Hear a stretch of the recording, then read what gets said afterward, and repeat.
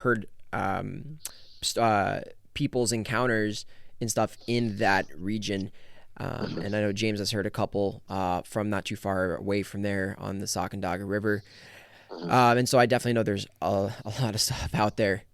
So Yeah, it's my first time there.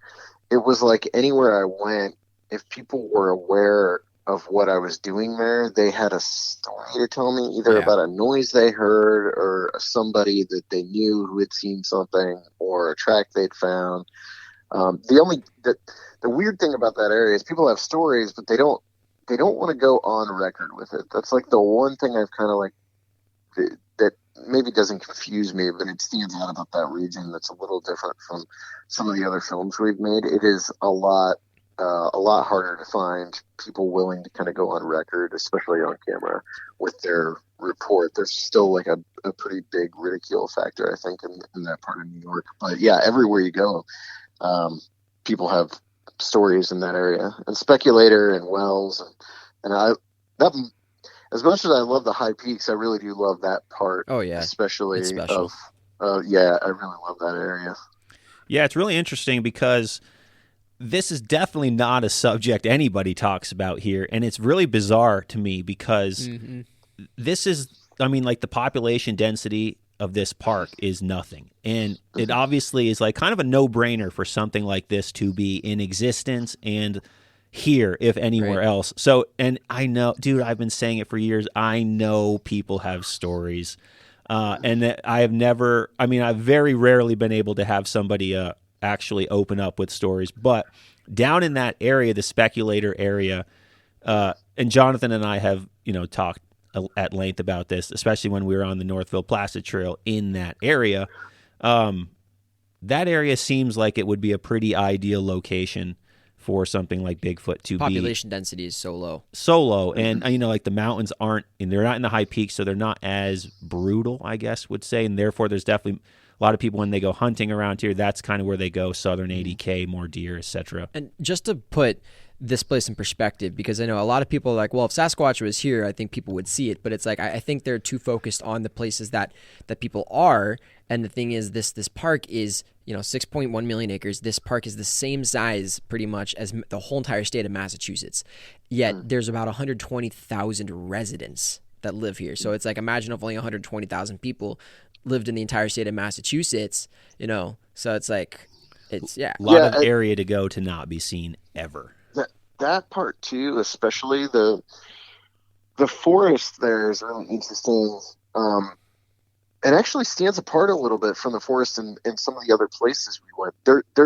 There's undergrowth there, but it's not as dense. You can walk into the woods in that part of Wells anyway, without worrying too much about having to bushwhack heavy to get into the woods. Some of the places we went in the Adirondacks, you can't walk off a trail. Like, it's just too thick. Undergrowth it's too thick. But that part, and that's actually where the movie kind of begins when we first get into the Adirondacks. We're in that Wells area. We're at, where's that? The cave that we went to is like Kunjamuk Cave. Yeah, that's it. Yeah. So we're back up in there when we first got there, and that was funny too because we had no idea where that was. And the roads were closed. We're trying to take these roads, and every road we went on was closed. And we're trying to beat this storm. So there was a storm coming in. We knew we had to get a dialogue scene shot. We needed to get into the woods to shoot this dialogue scene and get some B-roll done. Because every day was like, we had 5 days to shoot the whole movie. And so it was nonstop run and gun like the entire time. And that began immediately. Like, that movie plays out. There's a slight change in the actual schedule of events. Like, one of the events, like the helicopter flight didn't fall on the final day. That actually fell on like day 3 or 4. But it fit better, like from a story standpoint, coming on the final day. Sure. But the immediately after meeting up with Alex at that convenience store, we were trying to find that cave and do some B-roll because we basically were like, there's a huge storm coming in. We're not going to be able to get out here in the woods for a little while. So that was like our baptism into that area, and I thought that that particular the forest in that area is so cool. Very much so. And it's I noticed in the film that you could tell by your narration of the film that, you know, the Adirondacks and these mountains and this whole area, like, they really have captured your heart in a sense, and that really is shown by, you know, your narration in the film and what you're talking about. And you really did capture showing how big and how remote the place really is. So for starters, thank you for you know, letting people see what this place really is, and how it's become special to literally anybody listening to this show, because you're not going to listen to this podcast if you're not really touched by the Adirondacks. But your experiences coming to the Adirondacks, obviously you mentioned it the first time you were here was when you were doing the Beasts of Whitehall. But give us a little bit, you know, a bit about the film, like basically take people through the film who haven't seen it.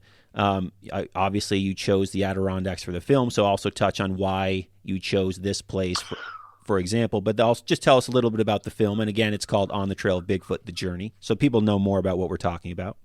Sure, yeah. And I'll actually start with why the area is special to me. So it's become more. It's weird because it's become more important to me over time, and there's some reasons that just kind of came to light in the last year that I was surprised about. Like, there's a weird family connection to the Adirondacks that I wasn't really aware of, and that is like my mom has cancer right now. She's battling cancer.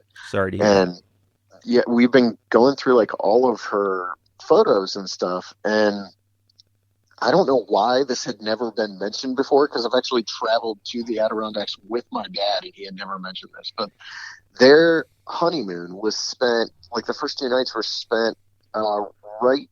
Actually, it's really close to like Mount Hadley.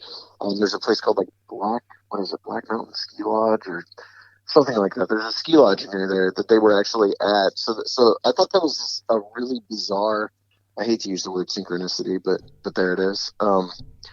Like, I just thought that was really interesting. And then, you know, I had just filming there, Beast of Whitehall. That was my first time making a movie on my own, where I was the guy kind of controlling the camera and shooting the movie. So there's that reason too. But yeah, the movie's about.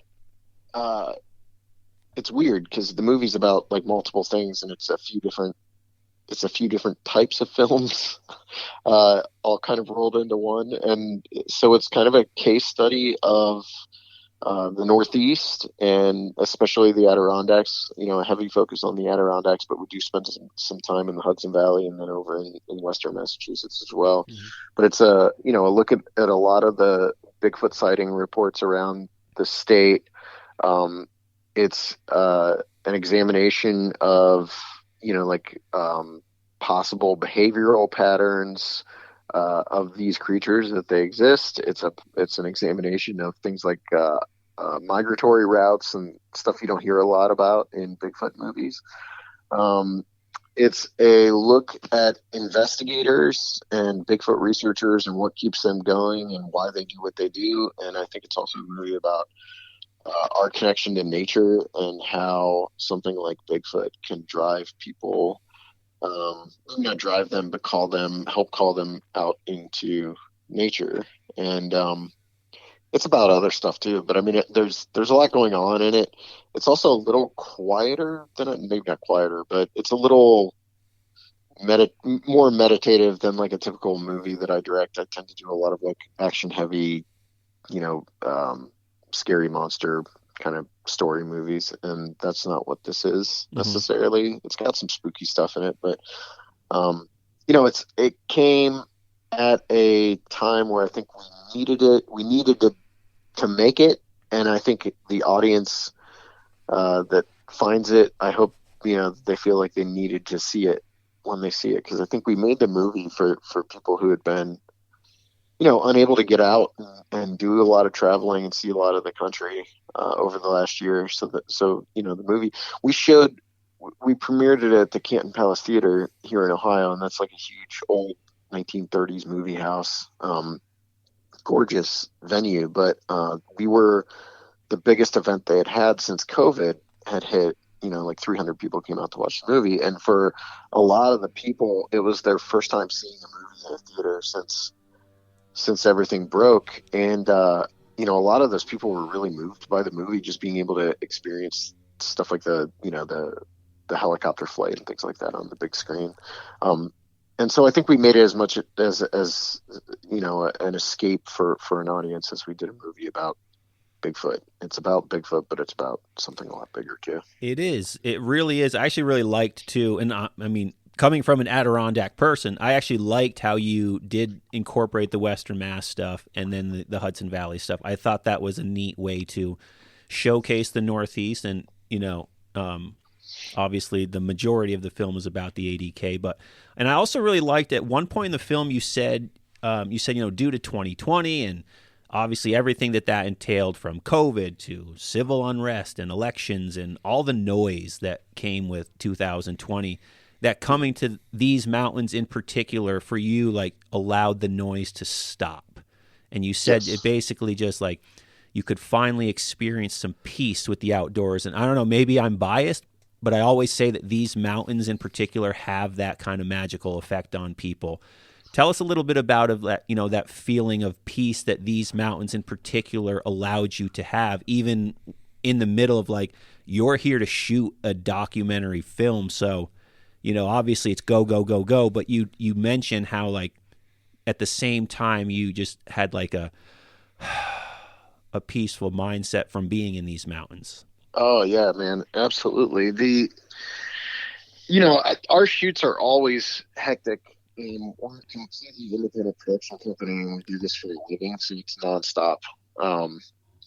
And so typically a shoot doesn't allow for us to have those kind of moments, but I think on this movie we kind of built that into the shoot. It was kind of like maybe not the peacefulness aspect of it, but the like, let's go out and actually do some hikes and like enjoy our time in the woods and make that a part of the movie. And that's why we did this climb or hike, you know. And I'm sure to you guys being in that area already, this is I kept thinking this as we were making it, this is probably going to be like the laughable part in the movie for people. It's like seeing us trudging up this, you know, mountain. But to us, like, having been, you know, basically sitting in our homes for the last like four months or whatever, that was extremely taxing and really like an endurance challenge to get to the top.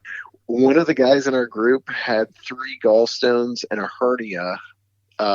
He passed one of the stones that night, but he actually hiked that mountain with all of that going on. Right. So that whole trek, was really intense for all of us.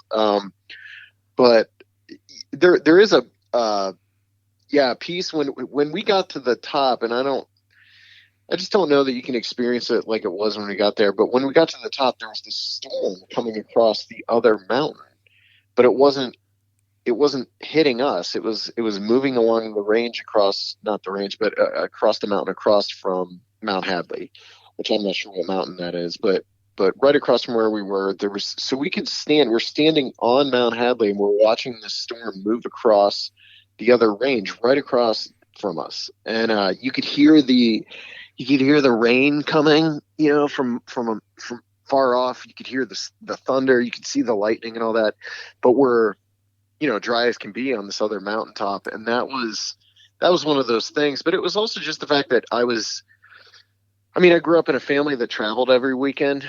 My parents owned a bookstore, and we did book shows every weekend from March to November every year. And so for me, travel has always been a huge part of my life. And so, you know, when COVID hit, we really weren't able to travel much, if at all. I had done one shoot in West Virginia, so about 2.5 hours from where I live. I drove down there and we did some interviews and a little bit of B-roll for a movie we were working on. But other than that, I hadn't gone anywhere. We hadn't done any hiking or any of that kind of stuff. So this was our first time to get to do all of that again. And there was like a release when I reached the top of that mountain. And there was a scene we shot that got cut out of the movie because it was just too hokey, where I talked about, you know, like how I felt when I reached the top of that mountain, and we all kind of talked about it. But like, I had a complete emotional breakdown when I reached the top there. I like collapsed on the rocks and I was laying there gasping for air, and I was kind of crying on the verge of tears kind of stuff. And then